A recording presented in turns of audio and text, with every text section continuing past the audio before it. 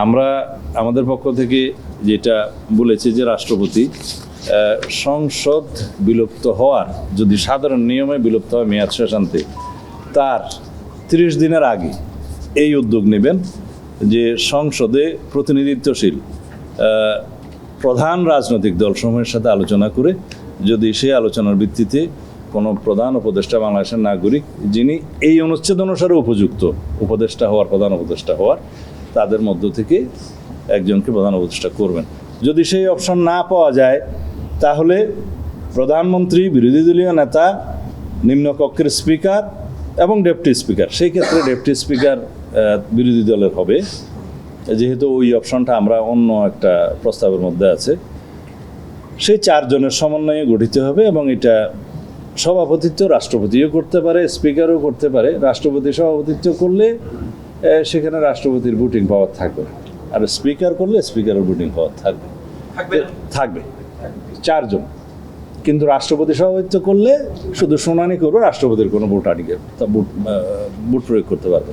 এই 4 জন মিলে যদি তত্ত্বাবধায়ক সরকারের প্রধান উপদেষ্টা ঠিক করতে পারেন তাহলে এখানেই এটা সমাপ্ত হবে। আর যদি সেটা না হয় তাহলে 3 নম্বর প্রস্তাব হিসেবে প্রধানমন্ত্রী, বিরোধী দলীয় নেতা, নিম্নকক্ষের স্পিকার এবং ডেপুটি স্পিকার, অবশ্যই অপোজিশন থেকে যিনি হবেন, এই 4 জন, তার সাথে সংসদে প্রতিনিধিত্বকারী তৃতীয় সর্বোচ্চ দল, মানে প্রথম দল তো সরকারি দল, দ্বিতীয় সর্বোচ্চ তো বিরোধী দল অথবা জোট, তৃতীয় যদি কোনো বৃহৎ দল থাকে সেই তৃতীয় বৃহৎ দলের পক্ষ থেকে একজন প্রতিনিধি। এই ক্ষেত্রে রাষ্ট্রপতি প্রিজাইড করবেন এবং রাষ্ট্রপতির ভোটিং ক্ষমতা থাকবে। এদের মধ্যে যদি, ওনাদের মধ্যে আলাপ আলোচনার মধ্যে যদি ঠিক হয় বেটার। এটাও যদি না পাওয়া যায়, না হয়, তাহলে প্রধানমন্ত্রী 4 নম্বর প্রস্তাব, প্রধানমন্ত্রী, বিরোধী দলীয় নেতা, নিম্নকক্ষের স্পিকার, সংসদে প্রতিনিধিত্বকারী বিরোধী দলগুলোর মধ্যে, এখানে আবার প্রধান বিরোধী দল বাদে যারা ন্যূনতম 5% ভোট পেয়েছে তাদের প্রত্যেক দলের পক্ষ থেকে একজন, এখানে কিন্তু সবগুলো দল মিলে একজন, প্রত্যেক দল থেকে, এক্ষেত্রে রাষ্ট্রপতির ভোটিং ক্ষমতা থাকবে।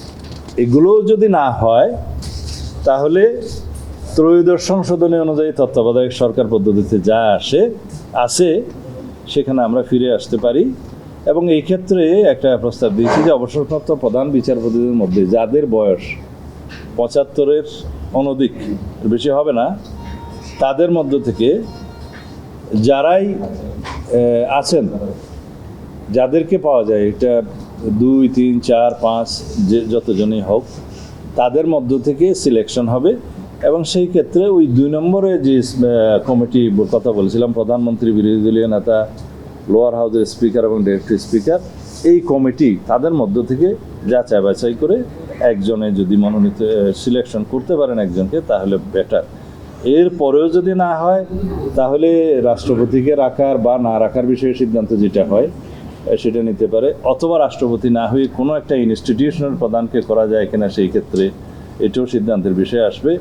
অথবা হাউসে যে প্রস্তাবগুলো ঐক্য কমিশনের পক্ষ থেকে আসছে, এই যে আপার হাউস, লোয়ার হাউসের, এবং আরেকটা কি যেন ভোটিং পদ্ধতি বলেছে, যে র্যাঙ্কিং পদ্ধতিতে র্যাঙ্ক চয়েসের পদ্ধতিতে ভোটের সিটগুলো আলোচনা হতে পারে, ওগুলো আর আজকে আলোচনা হয়নি।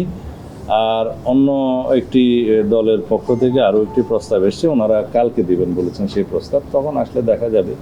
তা আমরা চাই তত্ত্বাবধায়ক সরকার পদ্ধতির মধ্যে কয়েকটা বিকল্প আসুক, এক্সক্লুডিং জুডিশিয়ারি, যেহেতু জুডিশিয়ারিকে বিতর্কের বাইরে রাখাটাই হচ্ছে সবার উদ্দেশ্য।